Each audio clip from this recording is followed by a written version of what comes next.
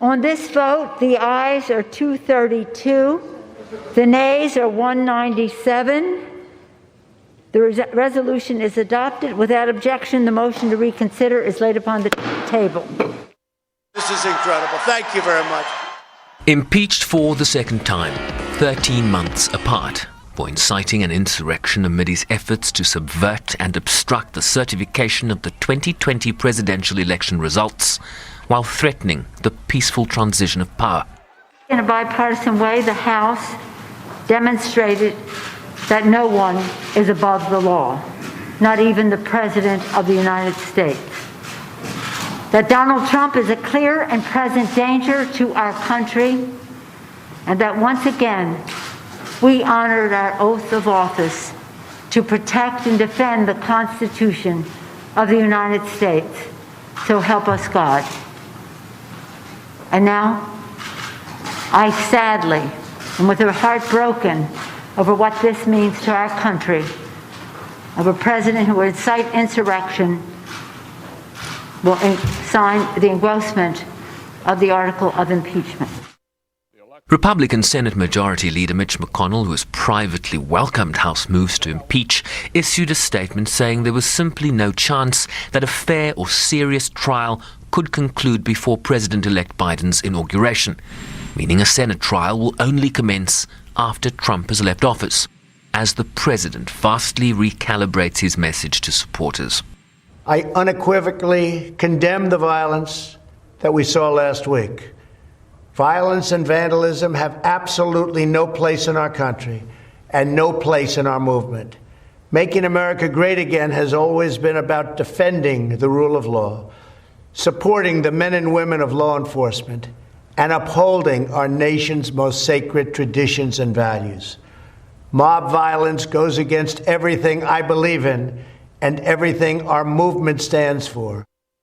While 10 Republicans backed Democrats in supporting impeachment, 197 GOP members sought to block the move, despite being the very victims of the assault on Congress, as this Democratic lawmaker attested to. I had a pretty traumatizing event happen to me, and I do not know if I can even disclose the full details of that event due to security concerns, but I can tell you that I had a very close encounter where I thought I was going to die. Speaker Pelosi Thursday thanking the National Guard, with some 20,000 boots on the ground in Washington, D.C. to secure the upcoming inauguration. I hope that the fact that you are here will be a deterrent to those who have come to undermine our Constitution. So again, I want you to be safe.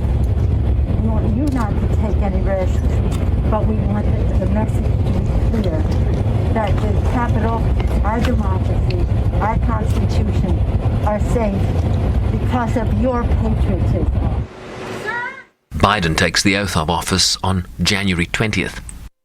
And because the inauguration is happening during a raging pandemic, it will be scaled back significantly.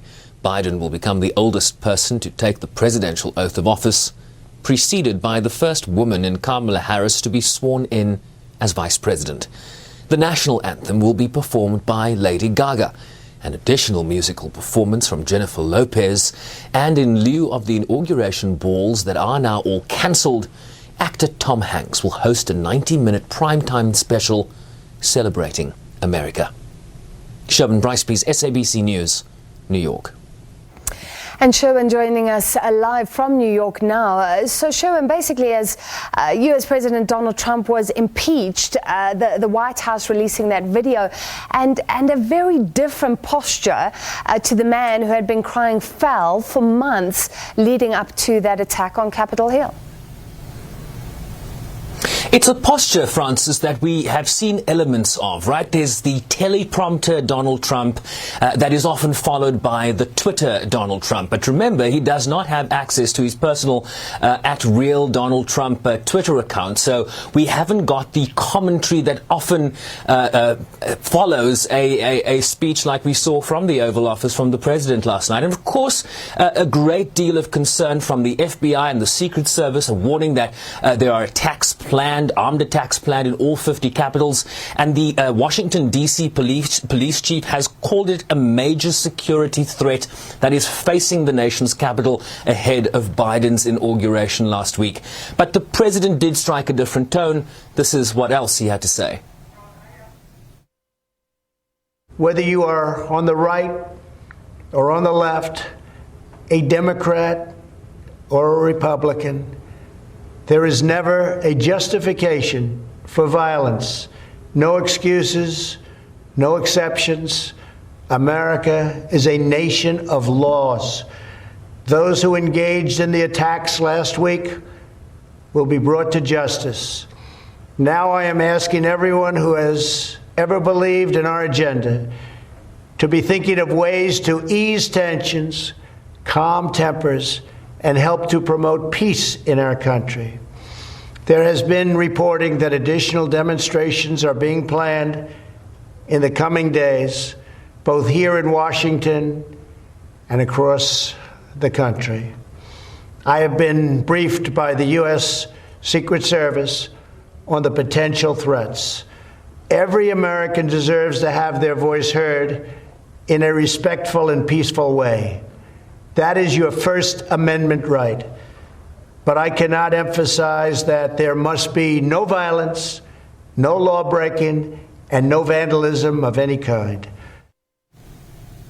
I will also point out, Francis, that while the invasion on Capitol Hill was ongoing on January 6th, the president, of course, released a video where he called these very vandals great patriots. And it's also interesting to point out that there are some 20,000 National Guard troops on the ground in Washington, D.C. The nation's capital has become a military fortress ahead of Biden's inauguration, given the scenes we saw on Capitol Hill a week ago. And hopefully that does at least calm down the situation a little bit. Sherwin, the impeachment process now moving to the Senate. So a trial is expected to determine whether the president is guilty or innocent. But given the timing here, it looks like that can't happen until Joe Biden is inaugurated and Trump has actually left the White House, correct? Absolutely right. There was, as Nancy Pelosi was gabbling the numbers in terms of that impeachment yesterday, Mitch McConnell immediately released a statement, and I just want to read a little bit of what he says, Francis. He says, the Senate has held 3 presidential impeachment trials. They've lasted 83 days, 37 days, and 21 days, respectively. Even if the Senate process were to begin this week and move promptly, no final verdict would be reached until after President Trump had left office. This is not a decision that I'm making, he says. He says it's just a fact. The president-elect himself, that's Biden, stated last week that his inauguration on January 20th is the quickest path for any change in the occupant of the presidency. So basically the timeline from the current Senate majority leader, he is soon to be the Senate minority leader because they've lost those 2 Senate seats in Georgia, which has handed Senator Chuck Schumer of New York the majority mantle. So Joe Biden has indicated that his priority is not going to be the impeachment. It is going to be the pandemic. It's going to be vaccine distribution and the economy. He's going to speak later today, Francis, where he's going to unveil an almost $2 trillion stimulus package that he hopes will be the top of the agenda for the incoming Senate once he's inaugurated. So they have options here. The Senate trial can happen at any time, even after Trump has left office. There's precedent for that. It's clearly not going to be the top of the agenda for Joe Biden, but it could happen at a later stage. And of course, will have implications for whether President Trump can run for office in the future. Yeah, and many people asking what will be the votes from his members of his own party. So despite some support for the impeachment from Republicans, many feel the process will just further divide the country. The president remains hugely popular, incredibly, with the Republican Party, and that surely has implications for senators and how they vote at the trial.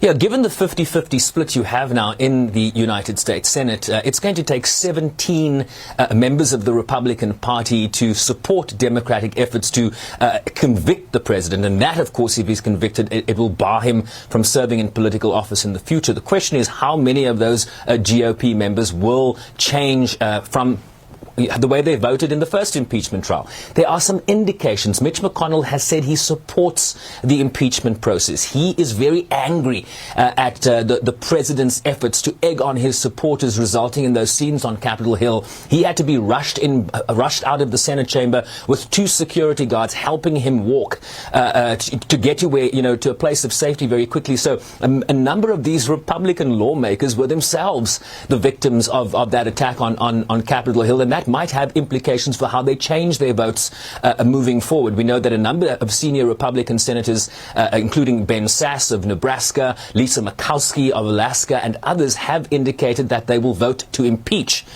So that's going to be the big question moving forward here. All right, so it feels like it's been an incredibly long time since Joe Biden was actually elected, Sherwin, and based on what you said earlier on his priorities, it seems like there's going to be a very different feel here, different tone, different rhetoric coming from the White House because of that pandemic that is still raging across the country. Yeah, the last numbers I saw, the last 24 hours in terms of death in the United States, over 4,000 people died on January 13th as a result of this pandemic.